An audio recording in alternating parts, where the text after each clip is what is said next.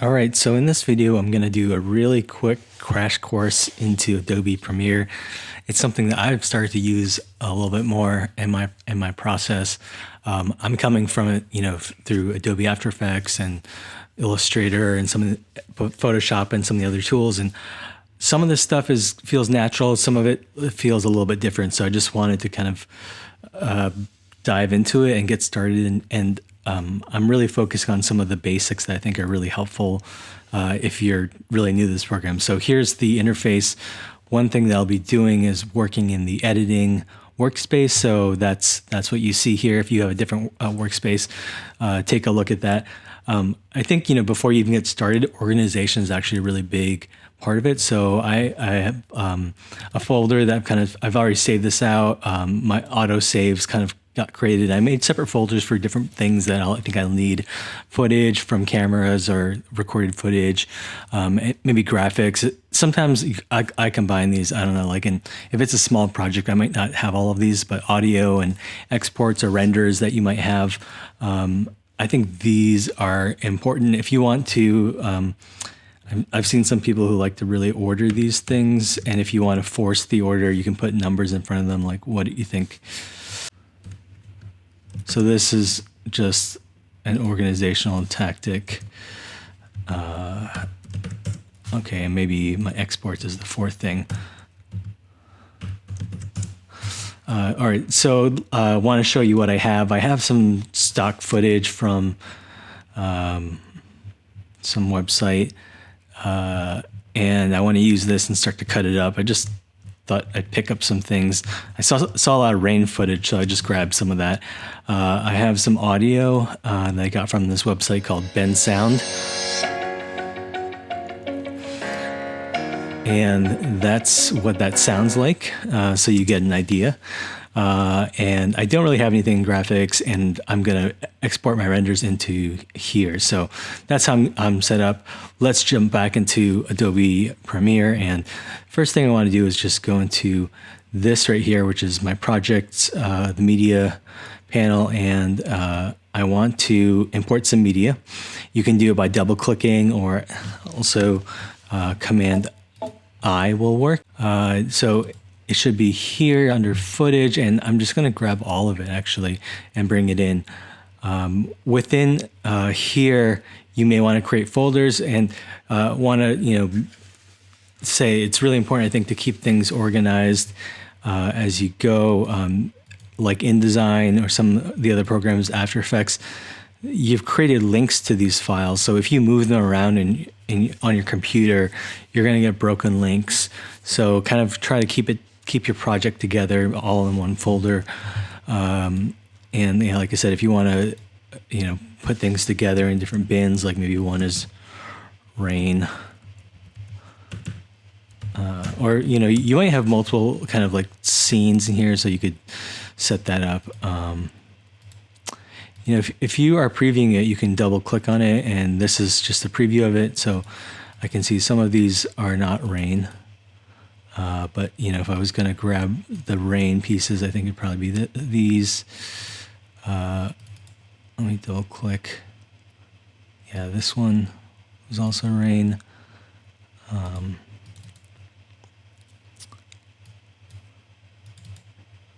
And this one. So maybe I'll do that just so I can organize and kind of get this going. This is our timeline over here. Before we even get started, we need to create something called the sequence. You can think of a sequence like a composition in After Effects. So one way to do it is by going to File, New, Sequence, and from here you could use some presets. This is like you can see an HD kind of setup there. You could also go in and change things in here. I think what I might do is just so I have this footage here, and I have some information.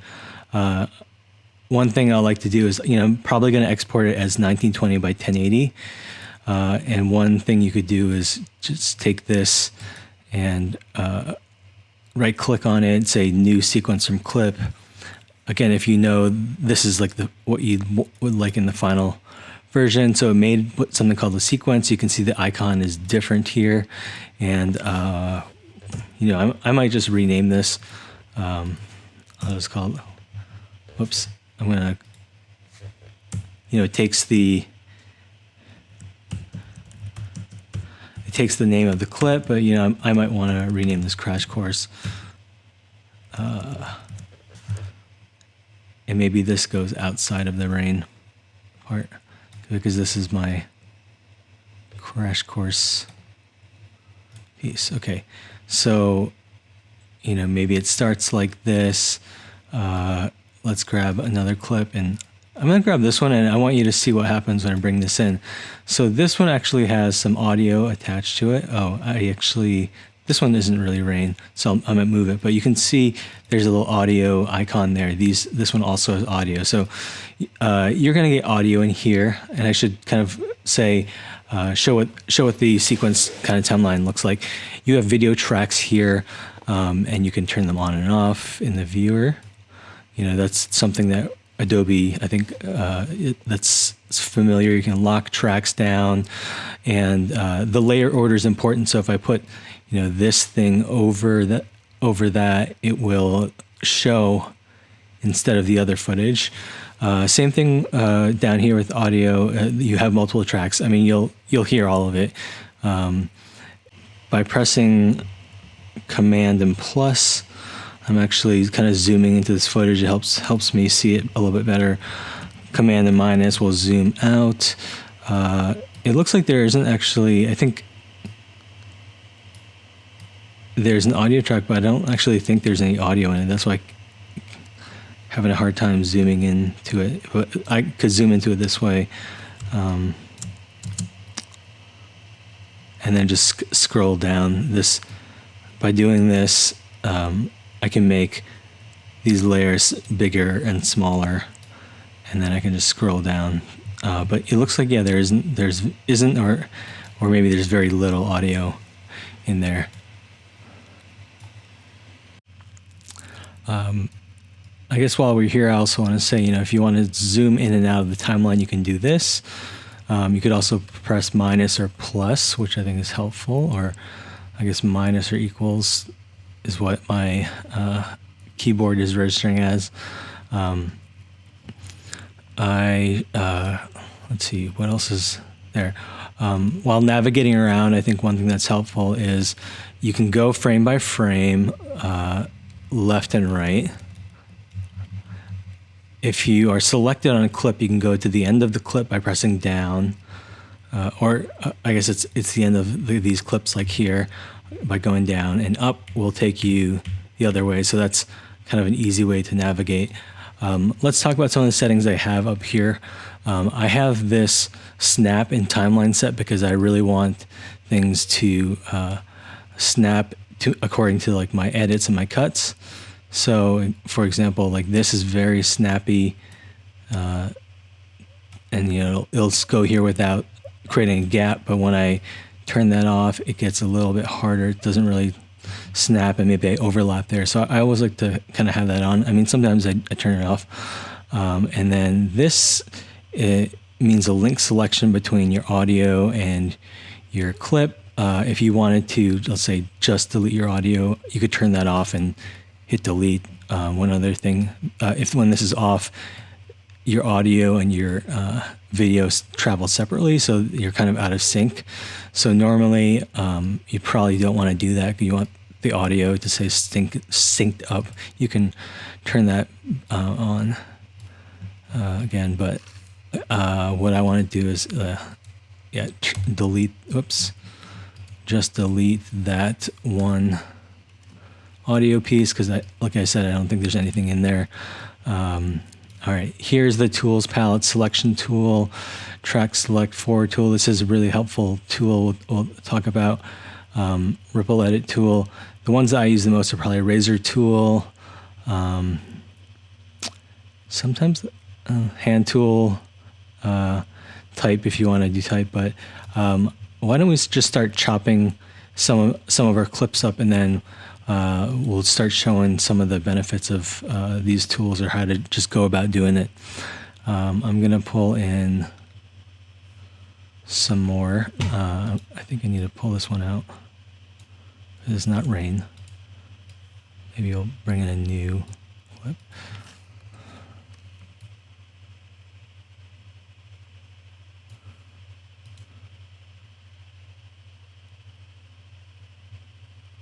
Let's see, is this the same? Oh, no, it's different. Okay, so, let's say I just start chopping things up, and, you can use these tracks as kind of like, maybe just the setup to kind of edit with. Maybe you move that back because you think you don't need that. Here's a quick thing. Like, let's say I want to reduce this gap, or I want to pull these things forward. This is where this track select forward tool is really helpful. You press A, and basically anything to the right of your mouse will get selected, and then you can just pull it forward. And again, I have that snapping set up, so you could do that. That is super helpful. Another thing that's nice is, let's say we just let me see if I can find something that would work. Maybe it's something simple like this. Like I just have this little piece and I want to delete it. And actually maybe it, I'm gonna hit A again and just select all of this, and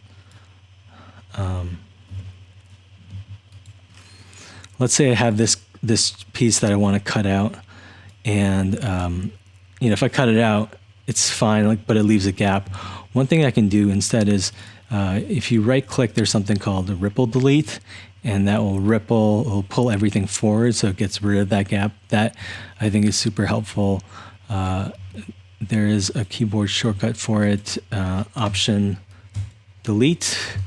That's a pretty nice one, because just you don't want any blank spaces in your footage. So maybe the idea here is that it's raining, and then I have some other footage that's like more sunny and optimistic. So the other thing that's kind of nice, or something you should think about with this footage, is you can actually expand parts of it or bring it back. So this editing is like just you can kind of reverse it, or you could always re-import it if you needed to. Okay, so as I move forward, I think probably the tools that I really use the most are Selection and Razor, and I usually use the keyboard shortcuts V and C to kind of like, I'll cut things up, cut this, and then I'll hit V to move it around, things like that. Or, V is like an all-purpose tool that lets me, pull the footage like that if I need to. I'm just going to undo those things, but that's the way I like to navigate this. And I've set it up like this, but I could totally bring it back down like this, and you can get an idea of that. Again, if we want to like see the footage a little bit better, sometimes playing with this is a little bit helpful, so you kind of get a sense of what's there. Okay, so let's just keep playing around with this. One thing that we can do is, I think that some of this footage is like maybe parts of this feels either slow. I think this might have been,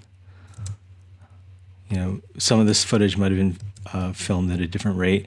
One thing we can do, which is helpful if you're making a reel or something that really needs to fit timing, is right click, and you can go to speed and duration, and you can edit that. So speed, right now this, I think the original was 29 seconds, but you could say, you could do percentages here, and it kind of gives you this new time for how long it is, but that should speed things up. So if we wanted to have a faster section, and I should say I'm pressing spacebar to play this footage. That's something that's kind of common from some Adobe products. So yeah, maybe I wanted to speed that up a little bit. Okay. let's see what else we could do.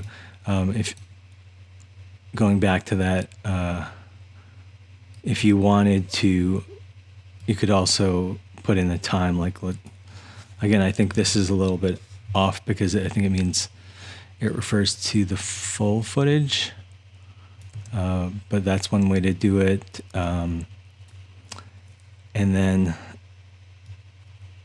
another way that you could stretch or shorten this, kind of like speed it up or pull it out, is by hitting R, button R, and it actually pulls up this tool called the rate stretch tool. And this will actually let you slow pieces down. If I pull it out, or, you know, let's see, that's a little bit slower, or we could really speed things up. Yeah, so this tool is helpful if you're trying to like fit your footage into like a specific amount of time. You can, I think sometimes visually it's more helpful. I'm just gonna undo a few things. I think at this point, maybe we will bring in some music and start to edit to that. Maybe one other thing to talk about is, you know, when you're setting in and out points for this, the keyboard shortcuts are I and O, so it's kind of like the timeline or the render region in Adobe After Effects, and you might want to set, again, I'm pulling this playhead along, you know, maybe you know that this is meant to be a 1 minute clip or something. And again, I can, I can hit the arrow keys. If you hit shift, I think it goes faster. So you put the mark here, and you know, this, when you go to render this, you can do that. One other thing to look at is there's this yellow bar here, which sort of indicates that, you know, this, it's playing for us, but it's not, maybe it, you know, it may not play at full speed. One thing you could do is like render all the footage that's in here. I'm gonna actually grab some of that other footage that I had, other rain footage. I hit V again, so I'm just selecting it. So I set a render in and out region. I could use this when I'm rendering the final piece, or I could use go up to sequence and go to render into out. And this will just kind of give us this, we'll render this area, and so that it should play at a better speed, or, you know, there won't be any maybe playback issues. Just, you know, what's underneath this, but you will go from a yellow bar to a green bar, and you can see it's already starting to happen. Hopefully you'll be okay without doing this, but if you have 4K footage or just a lot of different effects and things going on, that could be an issue. But I think for a lot of people who get started, they're just editing some footage, not using as many of the effects. Okay, so this region is now green, and when I play it back, it should be at a better speed. The real issue is if you see the bar being red, then you know it won't play right. All right, so I'm going to bring in some sound, and I think you know, start to play with that, and maybe put some markers in, maybe edit to the music. So I think that'll give us something to work with. Okay, so, you know, maybe I'll make, within this project, maybe I'll make a separate folder in here for audio. You know, again, that's up to you how you do this. I'm going to import. I'll go to my audio, grab my sound from the website Ben Sound. Just kind of found this, and again, you know, we have these audio tracks here that we can use. You can just click and drag and put it in here, and whoops, looks like it's pretty loud actually, but I can play with this, see what it sounds like. I was having an issue with this program, this Crash Course viewfinder not showing up, but I was able to get it to come back by hitting all panels. it might happen to you. I think I somehow close this. You can somehow close these and you might lose track of them. So this is kind of an idea of where we're going with this.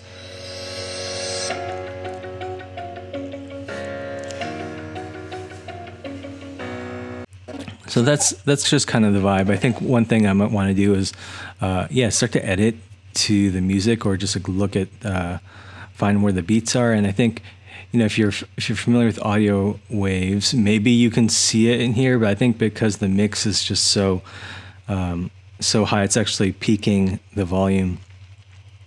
It's a little bit hard to see where the hits are, the drum beats are. So there is a way to put markers into your file. So let's look at how we might do that, into your timeline, I should say. I'm just going to play this footage, and then I'm going to press the letter M for marker, and let's.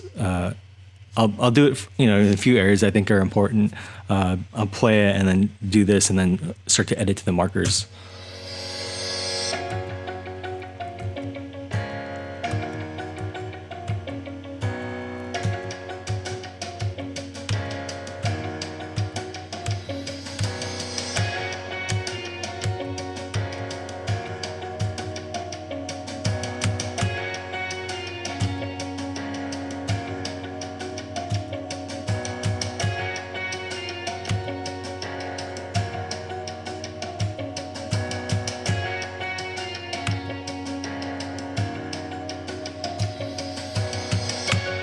You can see the markers that are being placed kind of at the top.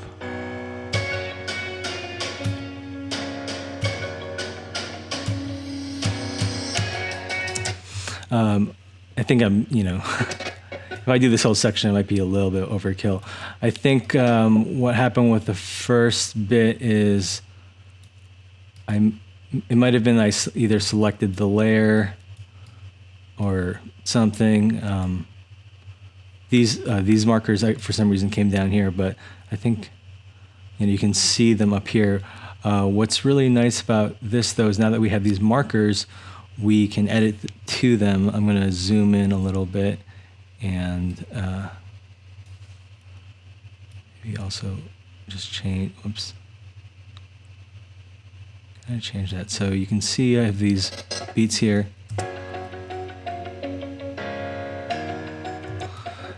And we can, use these beats to maybe start to edit, cut a piece here. And maybe there's like other pieces here that we want to, maybe I'll just start to cut pieces from here as well that I could use. And again, this is kind of it's kind of, it's something that we can change. I'm going to just hit V and move this up. If I wanted more footage to come here, I could actually just pull it out because this clip is longer.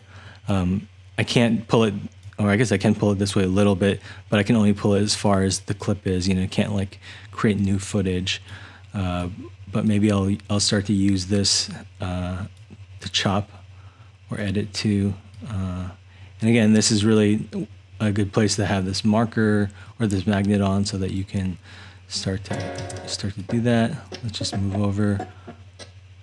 And like I said, maybe we want different sections, and we can line up with this. Maybe I'm just gonna chop this up. We'll just alternate to it, just to give you an idea. So maybe every other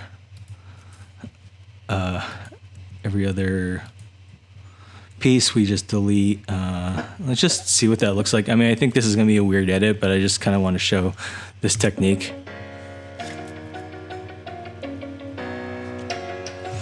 But that might be a way if you're trying to edit to the beat, where you could do that with these markers that you set up. And the same thing with these over here, if we wanted to, play with it a little bit more. Pull pull this out maybe. And this is like a situation where I think having more than one layer is kind of nice, because you can do this kind of thing and not like have to chop this all up to make it work. And you know, you might decide to, like if I wanted to cut more of this footage, so I hit C to cut it, I hit V to grab it, and maybe I want to copy it, I can hold down, whoops. Here it matters kind of where you're clicking. Hold down Option, and it actually just, you know, makes a duplicate of that, so that's kind of helpful.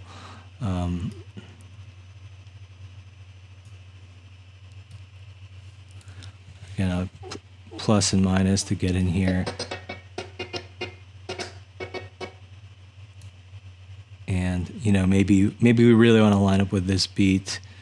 So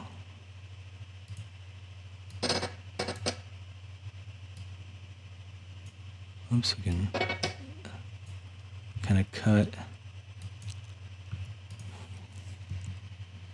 that piece out, roll this back. I think I have some footage on top, but again, if we wanted to do that thing where we're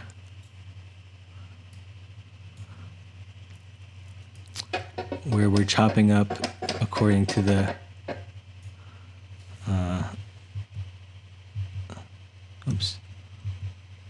according to the markers, we could do that. We could just go here, kind of cut to it using the razor. So I hit C,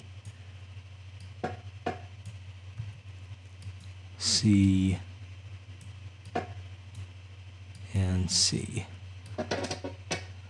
So this might be, again, a place for us to just delete. I'm gonna hit V again to get to my selection tool.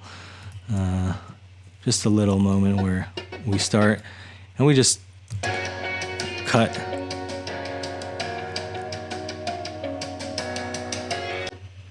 Okay, so I think, again, just to make this quick, maybe that's all. Maybe that's all I'm looking to do. I know I set this render region. Maybe I should end with some of the things some of the footage I was talking about. Like, I just double click on this. There's these. Whoops. There's these trees, or you know, maybe there's like this footage of sun.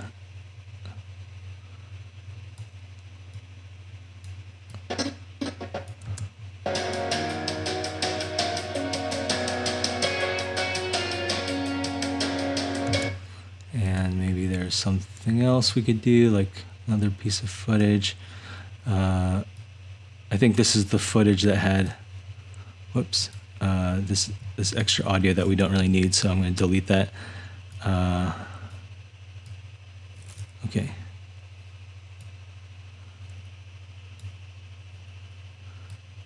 Maybe let's take a look at this. Yeah, so we just kind of end with like a sunny, just kind of a sunny little piece right there. If we can get it to fit within this 1 minute thing, that might be nice.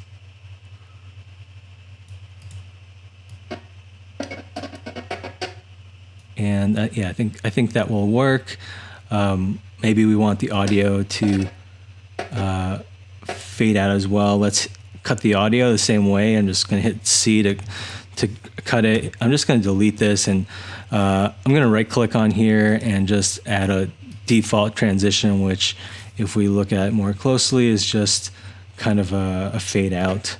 It looks like maybe I want this to end like here, but I want this fade out to happen for longer. You know, you can pull these pieces out so you can see what this looks like. You know, so that's what that sounds like. And you could do actually maybe we'll do it up here. You could do a fade out on this footage. So cut this out.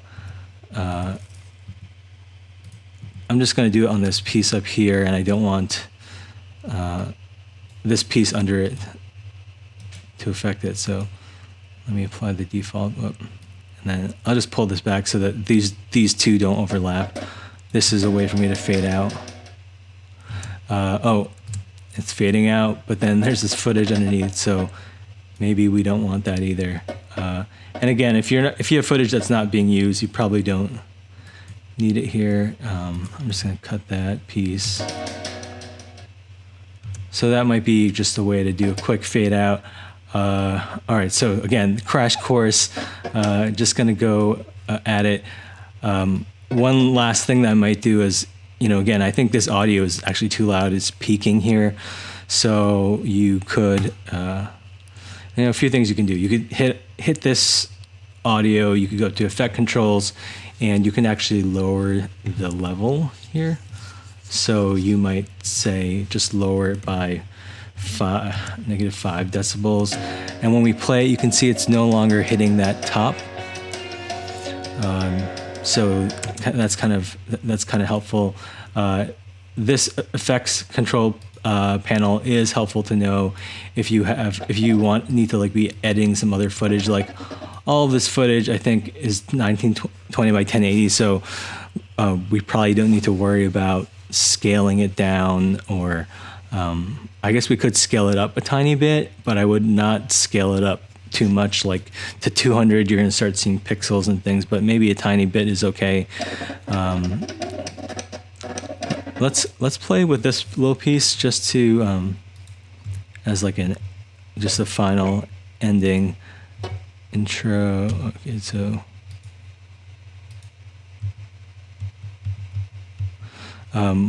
one thing I want to say about the up and down controls, they only work on the layers that have this selected. So I had this turned off, and it was only listening to this or looking at this layer. So just make sure that's turned on, and then it will register those stop signs.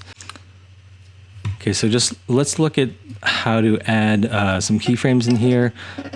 Maybe we'll do kind of like a scaling in like this.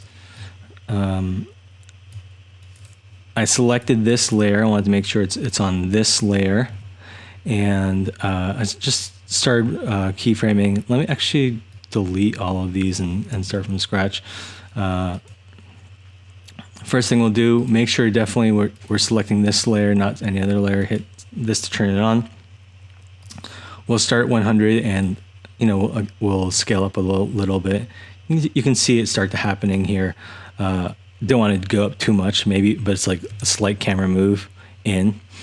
So that's what that looks like. It's just keyframing, and this screen over here will show you the time a little bit. You can see these are regular keyframes. If you look at right click, they're linear, but you can add like ease in and ease out, and play with some of these other functions here. But maybe I'll just do ease out right now, or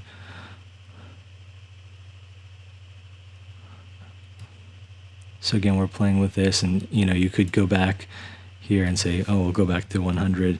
So this is a way for you to edit the footage or play with it. Like you could add some motion to it that may or may not be there.